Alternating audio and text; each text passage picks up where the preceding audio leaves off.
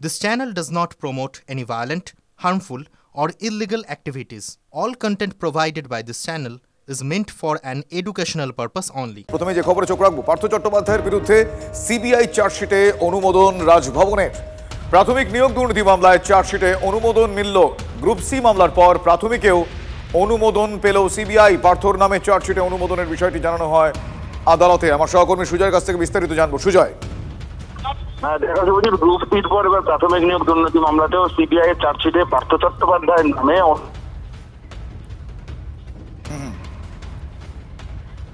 কোনো কারণে যোগাযোগ বিচ্ছিন্ন হয়ে গেছে। আপনাদের আরও একবার জানাবো, প্রাথমিক নিয়োগ দুর্নীতি মামলার চার্জশিটে এবার অনুমোদন মিলল।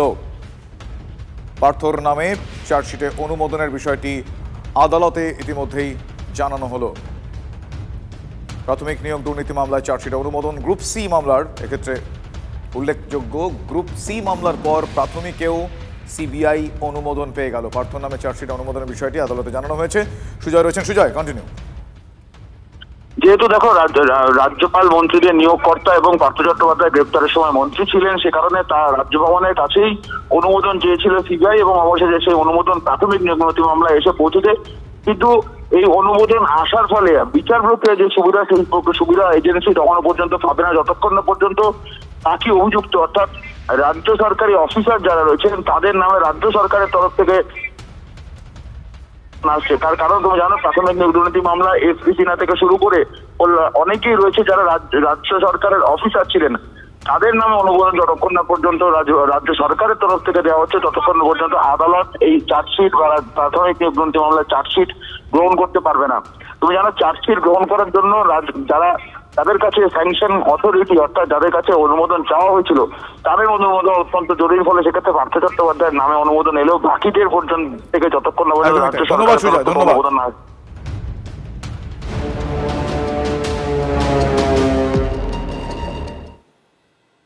অন্যদিকে যে খবরে আজকে আমাদের বিশেষ নজর রয়েছে, পাসপোর্ট জালিয়াতি কাণ্ড, এবং সেক্ষেত্রে জানা গিয়েছে সর্ষের মধ্যেই ভূত। তার কারণ কলকাতা পুলিশের প্রাক্তন এসআইকে গ্রেফতার করা হয়েছে। আব্দুল হাই তার নাম।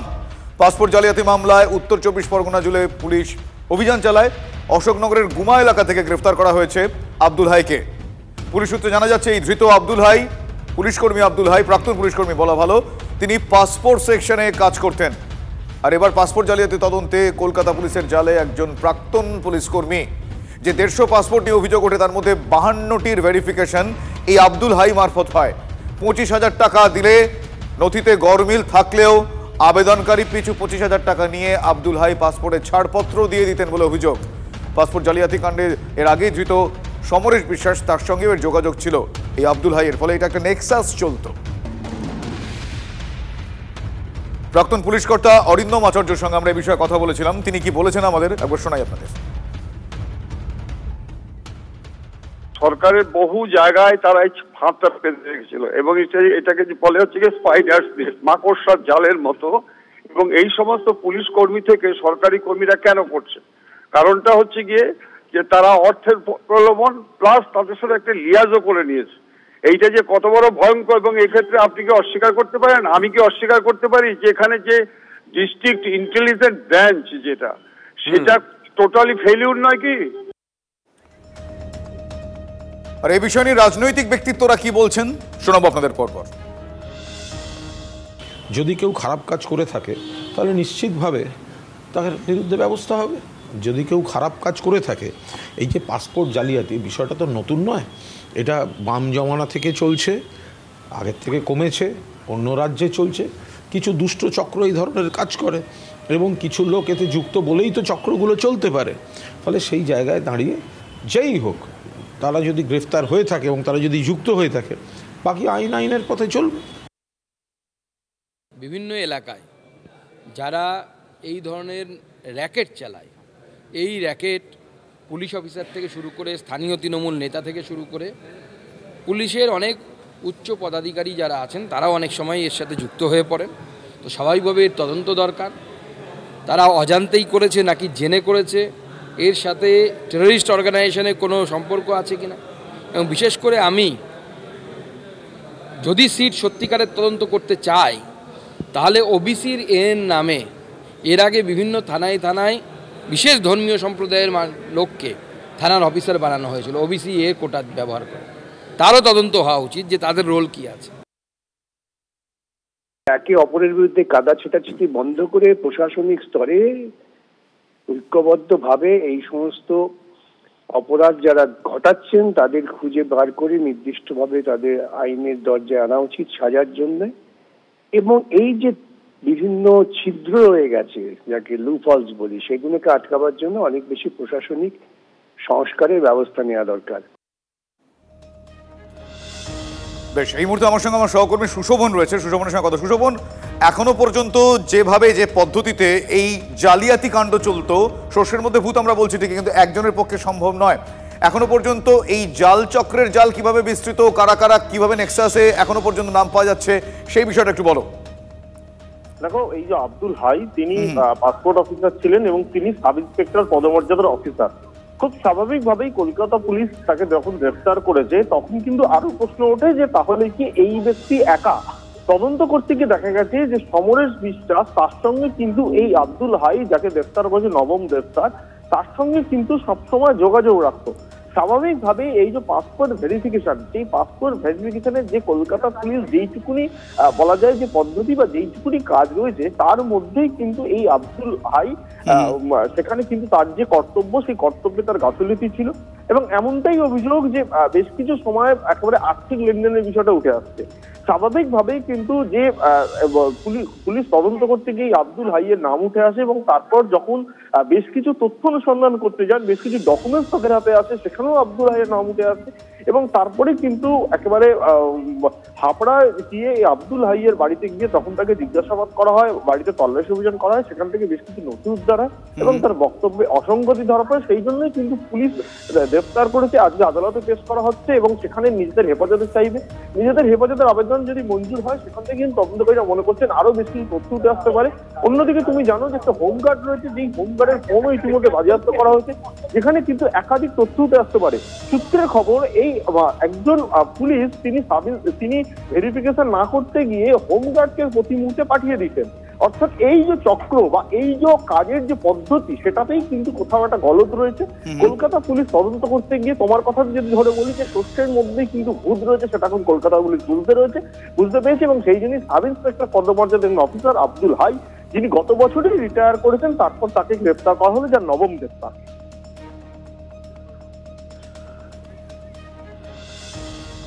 ধন্যবাদ সুশোভন।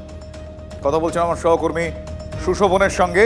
এবং এই বিষয়ে এখনো পর্যন্ত যেটা আপনারা শুনলেন যে কিভাবে সে জাল বিস্তার করেছিল সেটা তো আমরা জানলাম, কিন্তু এলাকায় এবং তার পরিবারের মধ্যে তিনি একটা গুড ইমেজ রেখেছিলেন। তার স্ত্রী, তার কন্যা কি বলছেন শোনাই আপনাদের। 36 বছর চাকরি করেছে, রিটায়ার করে গেছে, নীতির সহিত উনি কাজ করেছেন। এখন হঠাৎ করে কি হয়েছে, আমরা নিজেই দুঃখিত যে কেন এরকম ঘটনাটা এখন ঘটলো। আমরা অন্ধকারের মধ্যে আছি, পরিষ্কার কথা। না জেনে আমি কি করে বলবো যে কি হয়েছে। আপনার বাড়িতে এসেছিল কখন? বাড়িতে এসছে কালকে 11:30 নাগাদ। তারপর ওনারা এলেন, এসে বললেন যে আপনাকে যেতে হবে। কিন্তু তার আগে কথা হয়েছে, তার আগে উনি মেসেজ পেয়েছে, উনি অফিসে 2 দিন গিয়েছেন তো এই বিষয় নিয়ে, সেখানে কথা হয়েছে, বলেছেন কোনো আপনার চিন্তা নেই, কোনো চিন্তা নেই, আপনি নিশ্চিন্তে থাকুন। পুলিশের সঙ্গে ওনার যোগাযোগ ছিল, এগুলো আপনারা জানতেন? কি বলুন তো, আমি পুরুষ মানুষ কি কতটা কি করে না করে, আমি একটা হাউস ওয়াইফ, আমি এত কিছু জানার চেষ্টা করিনি। আমি বাইরে কমই বার হই, আমি ঘরেতেই থাকি, এবং কতটা কি করে না করে সেটা আমি তো বলতে পারবো না। তবে এইটুকু আমি জানি, ছোট্টবেলার থেকে উনি নিষ্ঠাবান।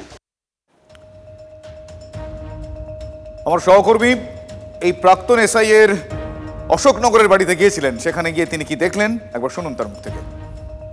জাল পাসপোর্ট কাণ্ডে গ্রেপ্তার প্রাক্তন পুলিশকর্মী আব্দুল হাই, তারই বাড়ি এটা। বাইরে থেকে এই ক্লবসেবল গেট তালাবন্ধ অবস্থায় রয়েছে, কিন্তু পরিবারের লোকের সঙ্গে কথা বলে আমরা যতটুকু জানতে পারছি 17, 18, 19 এই সালগুলোতে তিনি পাসপোর্ট ভেরিফিকেশনের কাজ করতেন এবং সেই সময় এই আব্দুল হাইয়ের হাত থেকে অসংখ্য ভুয়ো পাসপোর্ট বেরিয়েছে, এমনটা বলছেন গোয়েন্দারা। যদিও পরিবারের তরফে যারা পরিবারের আত্মীয় স্বজন রয়েছেন, তার স্ত্রী, তার মেয়ে, তারা কিন্তু বলছেন যে তার বাবা ন্যায় নীতি নিষ্ঠার সঙ্গে কাজ করেছেন, কখনো এরকম ধরনের দুর্নীতির সঙ্গে তিনি যুক্ত ছিলেন না। কিন্তু গোয়েন্দাদের সূত্রে যেটা জানা যাচ্ছে যে যে পাসপোর্টগুলো বেরিয়েছে তার হাত দিয়ে একাধিক পাসপোর্ট বার হয়েছে, যেগুলো সমরেশ, মোক্তার এদের সঙ্গে জড়িত, এবং তারা যে পাসপোর্টগুলো বার করেছে সেই পাসপোর্টগুলোর ভেরিফিকেশন করেছেন এই আব্দুল হাই। অর্থাৎ গোয়েন্দারা যে তথ্য তুলে নিয়ে আসছেন সেই তথ্য অনুযায়ী এই আব্দুল হাই সরকারি দপ্তরে কাজ করে একজন পুলিশকর্মী হয়ে তিনি অসাধু কাজ করেছেন, সমরেশ এবং মোক্তারদেরকে সহযোগিতা করে গেছেন। যদিও পরিবার সে কথা বিশ্বাস করতে নারাজ। এখন গোয়েন্দারা খতিয়ে দেখছেন এই ঘটনার শিকড় আরও কত দূর পর্যন্ত রয়েছে। টিভি 9 বাংলার জন্য সুকান্ত মণ্ডলের সঙ্গে দীপঙ্কর দাসের রিপোর্ট, উত্তর 24 পরগনা। না, কালকেই হঠাৎ করেই দেখলাম পুলিশের লোকজন এলো, বাবাকে নিয়ে গেল, এটুকুই। হ্যাঁ অবশ্যই, সে তো খারাপ। হ্যাঁ একদম, আর বাবার মতো মানুষ হয় না। তাহলে এরকম অভিযোগ আসছে, সেটা এখন দেখতে হবে। মানে কি বলবো, সত্যি আমার বাবার মতো মানুষ হয় না, উনি যে এরকম কাজ একদমই না। শুনলেন কি বললেন আব্দুল হাইয়ের কন্যা, আব্দুল হাইয়ের স্ত্রী। তিনিও বলছেন যে তিনি ন্যায় পরায়ণ মানুষ ছিলেন। আচ্ছা, এই মুহূর্তে যে ছবি আপনারা দেখছেন তাকে আদালতে তোলা হচ্ছে, সেই সময়কার ছবি। আব্দুল হাইকে আদালতে তোলা হচ্ছে। এই আব্দুল হাই প্রাক্তন পুলিশ কর্তা, আলিপুর আদালতে তোলা হয়েছে তাকে এই মুহূর্তে নিয়ে যাওয়া হচ্ছে। আপনারা এই মুহূর্তে এক্সক্লুসিভ সেই ছবি দেখছেন। আলিপুর আদালতে তাকে তোলা হচ্ছে, সেই মুহূর্তের ছবি আপনারা দেখছেন। আব্দুল হাই প্রাক্তন পুলিশ কর্তা, জাল পাসপোর্ট চক্রের তিনি অন্যতম কারিগর ছিলেন বলে জানতে পারা যাচ্ছে। আপনাদের এই মুহূর্তে যে ছবি আমরা দেখাচ্ছি, এক্সক্লুসিভ যে ছবি আপনারা দেখছেন এই মুহূর্তে টিভি 9 বাংলার পর্দায়, তাকে আদালতে যে সময় নিয়ে যাওয়া হচ্ছিল সেই সময়কার ছবি। 150টি যে কেস পাসপোর্ট জালিয়াতির, সেখানে 52টি পাসপোর্ট ভেরিফিকেশন ওনার মাধ্যমে হয়েছে। 25,000 টাকা প্রতি আবেদনকারীর তিনি দিলে, 25,000 টাকা দিলেই তিনি জাল নথি থাকলেও সেই পাসপোর্টে গ্রিন সিগন্যাল দিয়ে দিতেন। তার আত্মীয়ের কিছু বক্তব্য আমাদের কাছে আছে, শোনাবো। দীর্ঘদিন খুব সততার সঙ্গে উনি তার চাকরি জীবন উনি শেষ করেছেন। এই গত 1-1.5 বছর হবে। করার পরে উনি হজে গেছেন, হজ করেও উনি ফিরেছেন। কিন্তু আমরা শুনছি যেটা, যে গতকাল রাতে কলকাতা পুলিশ এবং অশোকনগর থানা যৌথ উদ্যোগে ওনাকে বাড়ি থেকে ওনাকে এইভাবে অ্যারেস্ট করেছেন। এটা সম্পূর্ণ আমরা মানে আমাদের খুবই খারাপ লাগছে এটা। দেখ, আমরা তো গোয়েন্দারা তো বলছেন যে আমরা তো আইনের ঊর্ধ্বে কেউ নই, আমরা সবাই আইনের পক্ষেই। আমরা চাই আইনটা মানে তদন্তটা সঠিকভাবে হোক, এটাই আমরা চাই।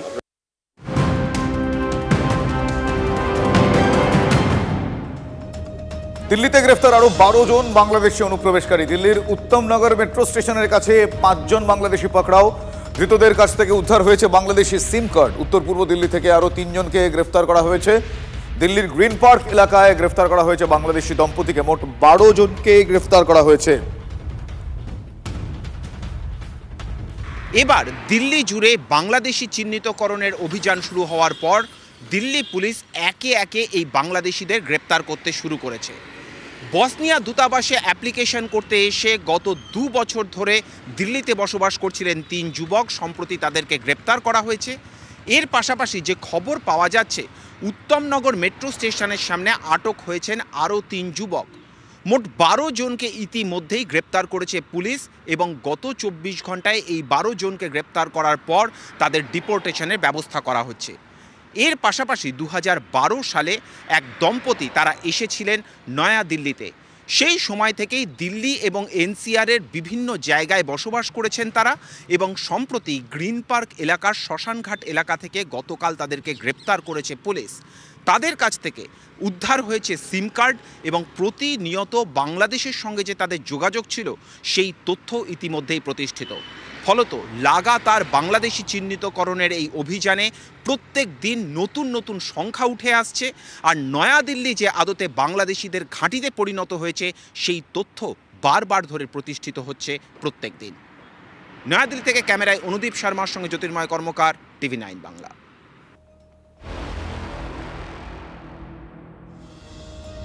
অন্যদিকে খাগড়াগড় বিস্ফোরণে যুক্ত জেএমবি জঙ্গির সঙ্গে আনসারুল্লাহ বাংলা টিমের কি যোগ রয়েছে, প্রশ্ন উঠছে। তার কারণ জেলবন্দি জেএমবি জঙ্গি তারিকুল, তাকে জেরা করতে চায় এসটিএফ। খাগড়াগড় বুদ্ধগয়া বিস্ফোরণে অভিযুক্ত জেএমবি জঙ্গি তারিকুলের সঙ্গে আনসারুল্লাহ বাংলা টিম এবিটির সদস্যদের নিয়মিত যোগাযোগ রয়েছে। ধৃত মিনারুল শেখ ও আব্বাস আলীর সঙ্গে তারিকুলের যোগাযোগ ছিল। 2017-18 সালে জেলেই তারিকুলের সঙ্গে পরিচয় হয় আব্বাসের। খবর সূত্রের জেল থেকে মিনারুল আব্বাসকে কি নির্দেশ দিত তারিকুল, জঙ্গি সংগঠন এবিটির জাল ছড়াতে কি ছক কষছে জেলবন্দি জঙ্গিরা, জেলে গিয়ে বাংলাদেশি জঙ্গিদের জেরা করে এই গোটা বিষয়টা সামনে আনতে চায় এসটিএফ।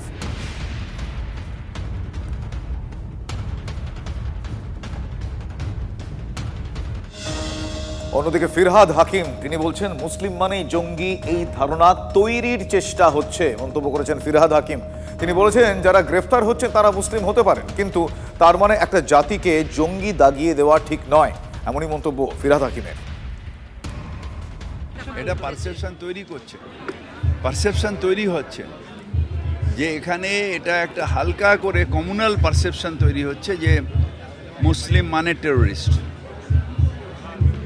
ঠিক যে কিছু মানুষ বাংলাদেশ থেকে কিছু টেরোরিস্ট আসতে পারে, তার কারণ ওখানে এখন যারা রয়েছে এ কান্ট্রি অফ হুলিগেন্স ওখানে এখন, সে হতে পারে যারা যারা অ্যারেস্ট হচ্ছে, আমি এটাকে নিয়ে কোনো পুলিশই তো অ্যারেস্ট করছে, কিন্তু তার মানে একটা জাতিকে এই স্ট্যাম্পটা মারাটা ঠিক হচ্ছে না। রাষ্ট্রনেতা যারা ভারতবর্ষে যাদের খুন হয়েছেন, সেটা সাউথে হোক, নর্থে হোক, সেন্ট্রালে হোক, একদম মহাত্মা গান্ধী থেকে শুরু করে এখন পর্যন্ত কোনো মুসলিম কিন্তু খুন করেনি, অথচ টেরোরিস্ট স্ট্যাম্পটাকে মেরে দেওয়া হচ্ছে। My name is Khan and I am not a terrorist. Trinamool জমানায় সংখ্যালঘু উন্নয়ন নিয়ে এবার প্রশ্ন তুলেছেন খোদ মন্ত্রী সিদ্দিকুল্লাহ চৌধুরী। সংখ্যালঘু ভোট ব্যাংক কি তৃণমূলের ওপর অসন্তুষ্ট? আমরা দলকে যা দিয়েছি বা দিচ্ছি, জানি না নবান্ন তার কতটা মূল্য দিয়েছে। আমাদের অবদান আছে, সংখ্যালঘুদের মধ্যে মুসলিমরা সংখ্যাগুরু, আমাদের ব্যথা বেদনা বোঝার সময় এসেছে, বিস্ফোরকে মন্তব্য করলেন তৃণমূলের সংখ্যালঘু মুখ মন্ত্রী সিদ্দিকুল্লাহ চৌধুরী। এটা সত্য কথা, আমি বা আমাদের মতন বহু মানুষ এই দলের জন্য যত শ্রম দিয়েছি এবং দিচ্ছি, আমি জানি না নবান্ন তার কতটা মূল্য দিয়েছে। এত বড় কথা আমি বলে গেলাম, কারণ অবদান আছে আমাদের। সংখ্যালঘুদের মধ্যে মুসলমান হলো সংখ্যাগুরু। পশ্চিমবাংলায় 3টি পিলারের উপর দাঁড়িয়ে আছে 11 কোটি মানুষ।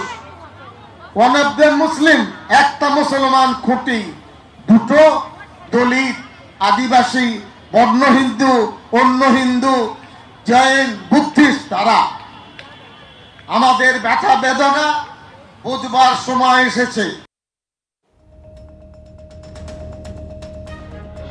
আর এই ধরনের বক্তব্যে রাজনৈতিক ব্যক্তিত্বরা তারা কি বলছেন, তারা কিভাবে দেখছেন, শোনাবো আপনাদের পরপর। সংখ্যালঘু আদৌ বলা উচিত কিনা সেই জনসংখ্যাকে, যারা একটি রাজ্যের 35%-এরও বেশি, সেটা প্রথমে প্রশ্ন ওঠা উচিত। কেন শুধুমাত্র একটি ধর্মীয় সম্প্রদায়কে সংখ্যালঘু তকমা দিয়ে সমস্ত সুযোগ সুবিধা দেওয়া হবে? এই প্রশ্ন তো ওঠার টাইম এসে গেছে বলে আমার মনে হয়। শুধু তাই নয়, আমার মনে হয় এই তকমাও পরিবর্তন হওয়া উচিত। সংখ্যালঘু নয়, দ্বিতীয় সংখ্যাগুরু সম্প্রদায় তারা। হিন্দু সমাজের পর দ্বিতীয় সংখ্যাগুরু সম্প্রদায় হচ্ছে পশ্চিমবঙ্গ। শুধু তাই নয়, পশ্চিমবঙ্গে বেশ কয়েকটি জেলা আছে যেখানে তারা সংখ্যাগুরু, হিন্দুরা সংখ্যালঘু। তো স্বাভাবিকভাবে সিদ্দিকুল্লাহ চৌধুরী মতো লোকেরা হচ্ছে এমন, ওই কথা আছে না বাংলায়, বাঘের পিঠে চললে আর নামা যায় না। তো মমতা বন্দ্যোপাধ্যায় বামফ্রন্টেই বাঘের পিঠে চলেছিল, মমতা বন্দ্যোপাধ্যায় এখন সেই বাঘের পিঠে চলেছে। যে আমাদেরকে দেখো, কিন্তু আমরা সংখ্যালঘু, খাতির করো নাহলে আমরা বহাল করে দেবো। এটা একটা জুজু দেখাচ্ছে। মানে সাম্প্রদায়িক রাজনীতি করতে গেলে এটাই হয়। আজকে না কালকে ঘাড়ে চেপে বসবে, মানে বাঘের ঘাড়ে চেপে ঘোরার মতো ব্যাপার। চমকাবে না তো, ক্ষমতা আছে ওদের, এসব কথা বলে। আমি বহাল করলে মুসলমানরা বিগড়ে যাবে। দিয়ে দেখছি তাই তো, কোন দিকে যাই, এদিক যাই না ওদিক যাই, দিদির সমস্যা বাড়বে। এটা নবান্ন সবসময় এখানে সকলকে নিয়ে সমানভাবে যাদের জন্য যতটা উন্নয়ন যা করার সমস্তটা নিশ্চিতভাবে মাননীয় মুখ্যমন্ত্রী সেইভাবেই করেন। সিপিএম জমানায় যতটা খারাপ অবস্থায় ছিল তার থেকে এখন অনেক ভালো আছেন, ফলে এই ধরনের আক্ষেপ আমার মনে হয় না তার থাকবে। তিনি মাননীয় মুখ্যমন্ত্রীর সঙ্গে কথা বললেই বুঝে যাবেন যে এটা আক্ষেপের কোনো অবকাশ নেই। অবিলম্বে অপরাজিতা বিল কার্যকরের দাবিতে আবারও রাজপথে তৃণমূল কংগ্রেস। নতুন বছরের শুরুতেই মহিলা কংগ্রেস পথে নেমেছে, সেই ছবি আপনারা দেখছেন সরাসরি। রাজ্য জুড়ে মিছিল মহিলা তৃণমূল কংগ্রেসের। আমার সহকর্মী সায়ন্ত রয়েছেন। সায়ন্ত, এই মুহূর্তে মিছিলের অবস্থান কোথায়? মৌলালী রামলীলা ময়দান থেকে এই মিছিল শুরু হয়েছে। তুমি দেখতে পাচ্ছ রাজ্য মহিলা তৃণমূল নেতৃত্বে এই মিছিল চলছে, যে মিছিল পার্ক সার্কাসের লেডিস পার্ক পর্যন্ত পৌঁছাবে। নেতৃত্বে রয়েছে উত্তর কলকাতা তৃণমূল সভানেত্রী সোহিনী সেনগুপ্ত, একই সঙ্গে তৃণমূল রাজ্যের মন্ত্রী তথা তৃণমূল নেত্রী শশী পাজার সহ একাধিক উত্তর কলকাতার তৃণমূল জনপ্রতিনিধিরা উপস্থিত রয়েছেন। এবং এই মিছিল কিন্তু ধীরে ধীরে লেডিস পার্কের দিকে গিয়ে চলেছে। বর্তমানে সিআইটি পদ্মপুকুর ক্রস করছে এই মিছিল। মূলত যেটা দাবি যে অপরাজিতা বিলের যে কেন্দ্রে যেটা রাষ্ট্রপতির কাছে পৌঁছেছে, সেই বিলে দ্রুত সই করতে হবে এবং এই দাবি নিয়ে কিন্তু এই মিছিল শুরু করেছে। দক্ষিণ কলকাতা যেরকম মিছিল হচ্ছে সেরকমই উত্তর কলকাতা।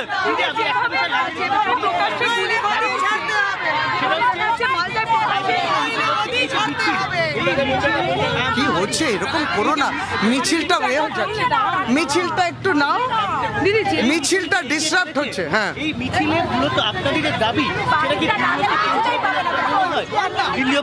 দেখেন, গণতন্ত্রে আমাদের গণতন্ত্র কি বলে, প্রতিবাদ এবং গণ দরবারে প্রতিবাদ, সেটাই আমরা করছি।